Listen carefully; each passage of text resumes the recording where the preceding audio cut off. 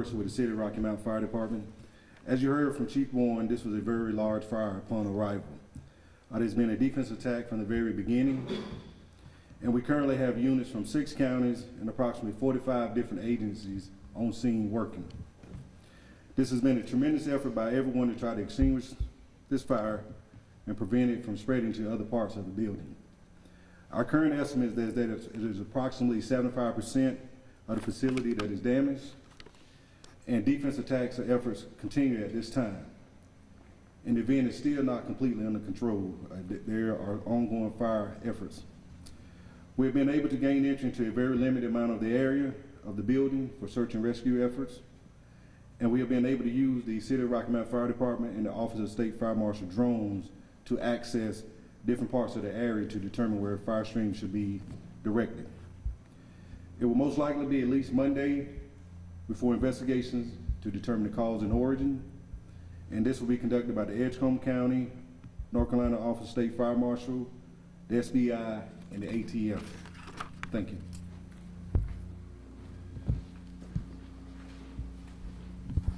Chad Brandon with the North Carolina Forest Service. So far we have 10 personnel on scene. The first thing we wanted to do was try to suppress any woods fires that may have come from the embers that were being released from the main fire. We did suppress about a 2-acre fire that we were able to find probably about 4:30 this morning.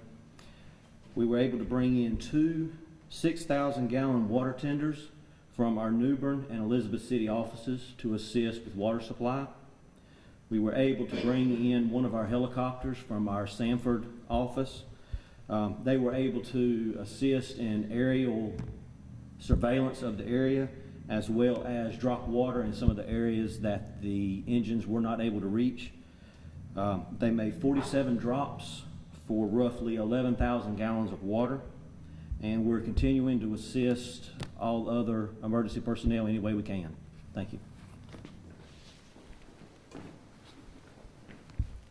I'm Mike Causey, North Carolina Commissioner of Insurance and State Fire Marshal. It's a sad day for Rocky Mount, and I just want to applaud all the first responders and the Heartsease Fire that was first on the scene, and Chief Rocky Mount Fire Department and the agencies, the 45 agencies from 6 counties that are out here that have been working through the night. Our Office of State Fire Marshal personnel were out on the scene, I believe, by 6 a.m. this morning, and they informed me they had the drones, the heat-seeking drones, to look for any hot spots, as the chief just indicated. My message is that we're here to help. I have Brian Taylor, Chief of the Office of State Fire Marshal, with me. We have a number of folks on the scene with the Office of State Fire Marshal to assist in any way we can. But I talked with the mayor earlier. I talked with Norris Tolson, and he informed me that people have already been calling to donate money. And I know that every elected official at the state level and local level will be working to rebuild this facility as quickly as possible. As you all know, we're over engineering codes, and we're the chief building inspector for the state, so we'll reach out to QVC and offer our assistance in helping them in any way we can. My heart goes out to the folks that right here at Christmas have lost jobs, at least temporarily.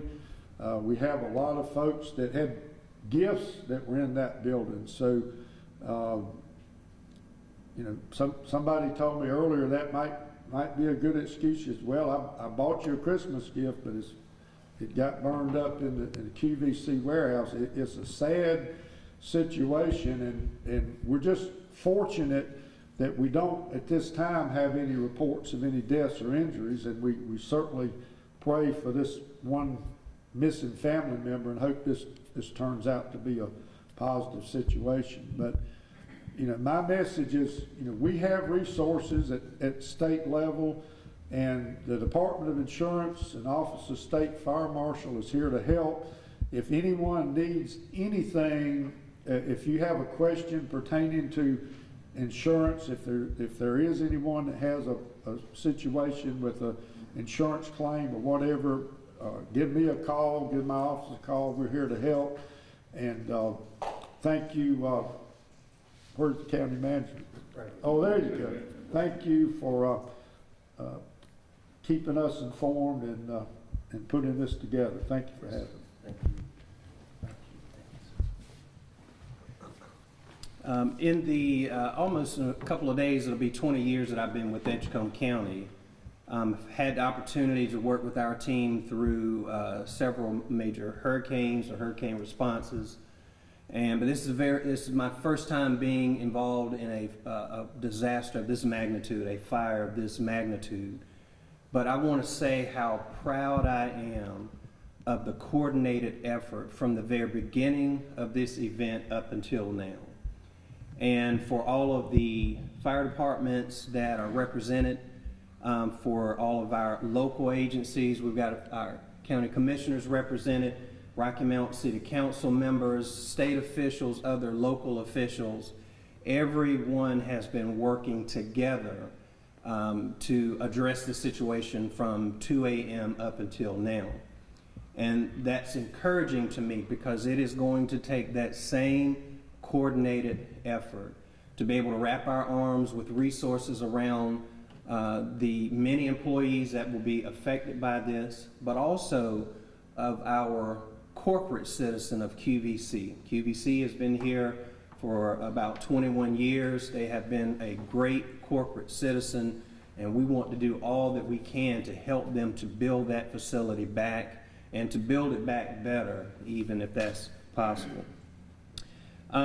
We will be, as we have the information available, providing through several outlets information of resources that will be available for the employees of QVC, to include enabling them to be able to sign up for unemployment benefits and other resources as well. So please stay tuned for that.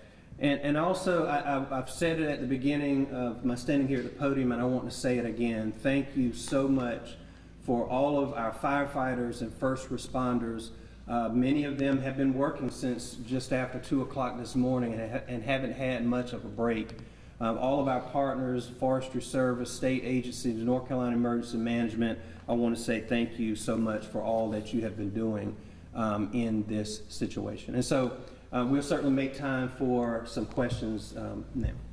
Hello, Eric. Aaron Thomas with WRAL. I understand you guys said there was 300 people working at the time of the fire. Can you kind of give us a bigger picture of exactly how many people in total are impacted, and of course, Christmas is just days away. What does this mean for the kids going out, if they'll go out at all? Sure. QVC generally averages around 1,200 employees. They usually ramp up a bit this time of the year. I don't know the exact count of full-time employees that they have now, but it may be approaching around 2,000 employees. I know you said it won't be until Monday that you'd have a better idea of what caused that fire. At this point, is there any evidence that it could be arson?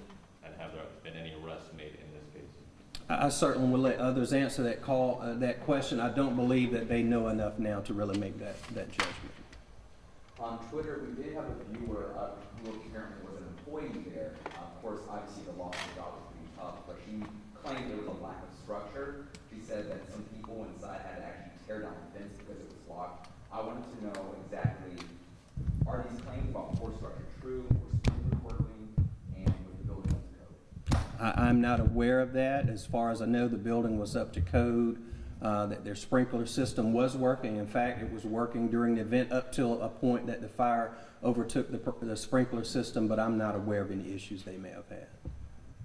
Certainly, if there's anything that will come out in the report. Okay, and I did hear you say that they do, so they will plan to rebuild. I know a lot of times when disasters, Right. there's an opportunity to not only rebuild, but decide whether they're going to stay in the community. Right. Well, we don't know that yet. We'll certainly allow QVC officials to answer that. Our goal here of everybody, I believe, is sitting in this room is to do all that we can to help them with that. We have a a great network and partnership built where on a regular basis we're working hard to recruit companies to come here to our region, and certainly that same network we will employ to assist QVC to rebuild. Had fire officials been called out there previously or recently for any issues related to fire alarms or things of that nature? We had seen some reports that there have been multiple false alarms at that site recently. I'm not certain, Chief, if you want to. We have been dispatched multiple times to QVC for false alarms. And speaking with security, every time we go out there, they would always say that it was somebody stealing something in the bin mod area, which would be about the middle of the structure. Other than that, I can't really speak a whole lot on it. That's just what's come from QVC. But yes, we have been out there multiple times for false alarms where an employee would pull the pull station. Thank you. Any other questions? Yes, sir.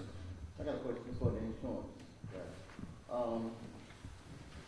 Have you seen any other type of fire like this in North Carolina? We've not seen one of this magnitude. Brian, do you recall one anywhere approaching this size? Where the closest thing, we had this major fire in downtown Raleigh with the unfinished apartment complex that was mostly a wooden structure, and that did about $50 million worth of damage to surrounding buildings in downtown Raleigh. But the size of that fire was not nearly as large as this one. And the Mayor, County Commissioner, do you all recall? I don't recall any. I should ask the fire chief. Do you all recall any fires any larger than this one anywhere in the state? No, sir, I have not. This building, like I said, is a little over 1 million square foot. It's the largest fire that I can recall in my lifetime, certainly during my tenure as insurance commissioner. So it's a big deal and a big loss to this area. At this point, any state of concern for those who may live in the area near the building, or there's belief that's been? I'm sorry, what's the question? Is there any state of concern for those who live in that area at this point? No, sir. I don't know of any. I was gonna say, this fire has been going on for more than 12 hours at this point. Are there any challenges that you guys are facing as you work to get them under control as far as access or anything? The challenges that we're faced with are the normal challenges of any kind of structure fire of this magnitude, and that is scene safety. You have hot spots burning throughout the building. We're trying to gain access to it and make sure that we maintain scene safety. So once we get to that point, we can have access to it, and of course, that's when the investigation will start. At this point, are you aware how long it might take for completion? What's the rest of the day going to look like for you guys? The rest of the day will continue with just the normal firefighting efforts. We were able to overcome one of the main obstacles, which was water supplies, and we've managed that fairly well. So we'll continue to find the hot spots and try to gain more access to the building. Has any of your firemen been injured? No injuries reported at this time. So given that there was a fire suppression system and that you guys got the call, I'm assuming pretty quick after it started, so are you guys surprised at how much damage was done and how large the fire was? Sprinkler systems are designed to maintain a fire in check, and normally that's what they do. The success rates of sprinkler systems are almost, they're incredible. Okay, for the employees who woke up this morning and realized, and not just those who were heading to work this morning, they're all wanting to know, what do they do now as far as reaching out for assistance? I know you say you have something coming up, but how soon do they know how to get these resources? Sure. So first of all, they should expect to receive contact very soon if they haven't already from QVC directly. I know they have a mechanism to reach out to their employees. Also, as you are aware, in North Carolina, we have, we have a statewide system for unemployment benefits. the Department of Workforce Solutions, and so that is available already. We are working on them bringing in what they call rapid response, where they bring a team in targeted to a particular company, of deploying them next week. But those who have access can already go on that statewide system and apply online. It is an online application anyway. So I would encourage anyone who's able to do that and able to start that process to go ahead and start that now. For those who may not have access or may need some assistance with that, those will be the resources that we'll be bringing here locally very soon. I do, before I forget, I want to mention we're grateful for, we've had many folks in the community and others that have donated water and food and supplies. We're appreciative of that. We do ask if there's anyone who would still like to donate food or water or anything like that, that they, instead of bringing it here on site, that they deliver it or take it to the Heartsease Volunteer Fire Department, and we will be staging those donations there. All right. I would like to add that by me working in a facility here in Rocky Mount, I read online that they have a number that they can call, like we do at my job. So the first thing they need to do is call their job number, and they'll give them information on how they need to move forward. And I read where they said that the people that were supposed to report to work tomorrow will be get paid, because I know that's how we get at our job, get paid for that time. So they need to call their company telephone number. Thank you for that. That's very helpful. We thank you for that. All right. If no other questions, again, thank you so much for everyone being here today. Angela, let me make one comment on. Yes. There was a question about to the chief about the investigation. It'll be an ongoing investigation for at least the next several days and beyond, because the SBI, the Federal ATF, our Office of State Fire Marshal folks will be here on the scene as long as they're needed. But what's your take, Brian, on the estimate of what it may take? It's unclear, but you know, our goal is to determine what caused the fire, prevent it from happening again, and why the rapid spread of the fire with the sprinkler system that was in the building. The Chief, don't y'all think it was going to be at least all this week on investigations? So there's been no arrests, correct? We don't know. I mean, we don't know that right now. They're just trying to find out, you know, the cause of the fire, more details. So a lot more information is going to have to be gathered.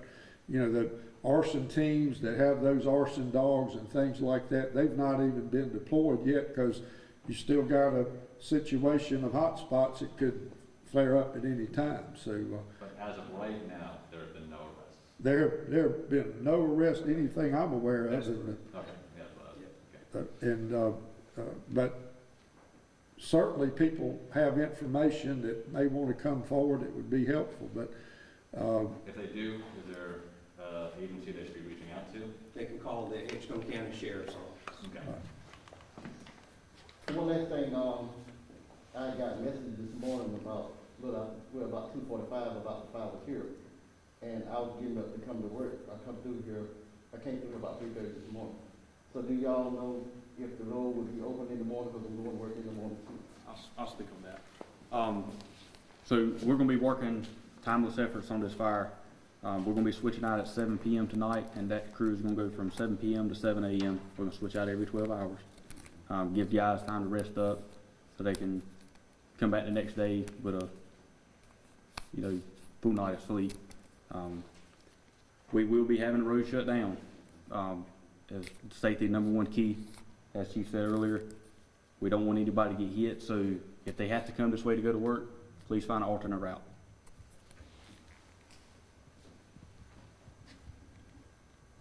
All right, if nothing else, thank you all so much. Thanks, Chief. All right,